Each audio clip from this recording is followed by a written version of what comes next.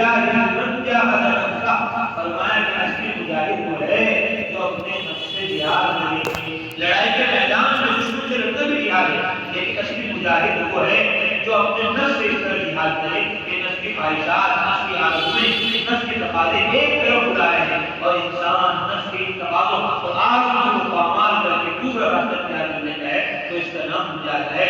لہٰذا جو شخص بھی اپنی اصلاح کی طرف قدم بڑھانا چاہے تو اس کو مجاہدہ کرنا ہی پڑتا ہے. یعنی اپنے نفس کی مخالفت کرنا اور نفسانی خواہشات کے خلاف زبردستی کر کے، محنت کر کے، کوشش کر کے، کڑوا موڈ کی کر عمل کرنا اور کسی طرح اپنے نفس کی خواہش کو دبا کر اور کچل کر اس کے خلاف ورزی کرنا، اس کا نام مجاہدہ ہے.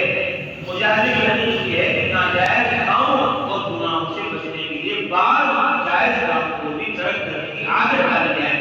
ایسے مجاہدات مقصود نہیں ہوتے، جب نفس پر قابو پا لینے کا اطمینان ہو جائے تب کر دیے جاتے ہیں. صوفیہ کرام کے واقعات، شب بیداری، پاکی، ترک کلام، ترک اختلاف وغیرہ یہ سب اسی طرح کے مجاہدات ہیں.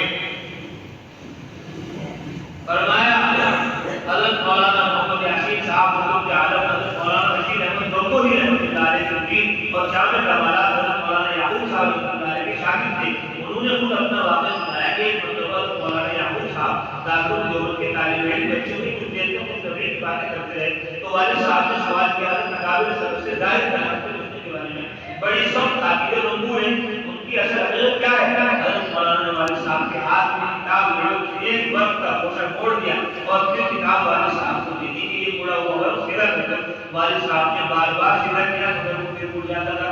حضرت مولانا نے پھر وہ کتاب لے کر ورق کے اس گوشے کو اس کی مخالفت صرف سے موڑ دیا. پھر والد صاحب کو کتاب دی کہ سیدھا کرو. والد صاحب نے سیدھا کر دیا تو ورق اپنی طرف سیدھا بیٹھ گیا.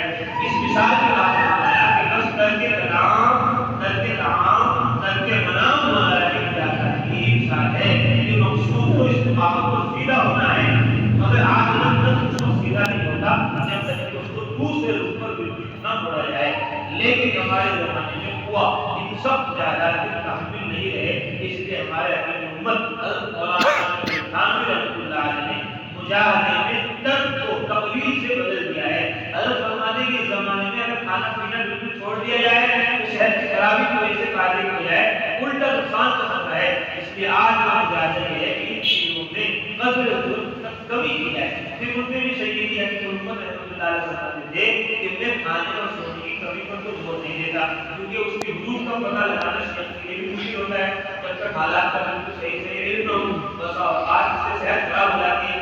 البتہ حضرت کے ہم دو چیزوں پر سب پابندی کی، تقلید کلام اور تقلید اختلاف یعنی اپنے موسیقی کو کم کرنے اور لوگوں سے ملنے کی مشق کم کرواتے تھے. لہٰذا جو شخص اپنے اعمال اور اصلاح چاہتا ہے اس کے لیے ان دو چیزوں کو خلاصہ کرنا ضروری ہے. ان دونوں چیزوں پر پابندی کا مشہور سے چلاتا ہے. امام ابو حنیفہ رحمۃ اللہ علیہ نے اپنی انگوٹھی پر نقش کرایا ہوا تھا کل خیر و الا فسوق کے بھلائی کی بات کو اور خاموش ہو. ایک صاحب آئے انہوں نے سال عبادت کیا ان کے شیر نے سوکھی روٹی کھلائی جس سے ان کا دماغ خراب ہو گیا. لوگ سمجھے منسوخ ہو گئے.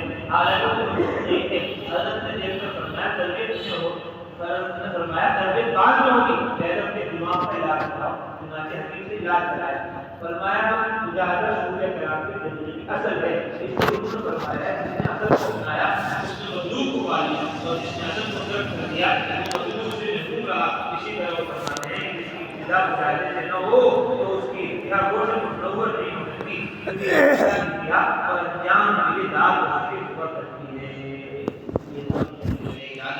کہ ہم سب مجاہدہ کریں گے. یہاں آنا بھی مجاہدہ ہے. گرمی ہو رہی، سردی ہو رہی، برسات ہو رہی، یہ تقاضا ہے وہ تقاضا ہے. لیکن معلوم یہ ہوا کہ آج خود ہے ہر حال میں مغرب کی نماز آنکھوں کی مندیہ کے لذیذ میں پڑھنی ہے. اب قربانی دے کر بیوی کے تقاضے دبا کر، بچوں کے تقاضے دبا کر، اپنے راحت آرام کے تقاضے دبا کر جب یہاں خانقاہ میں آئے گا اللہ کی رسول اللہ کی قرآن کی حدیث کی جنت کی جہنم کی آخرت کی باتیں سنے گا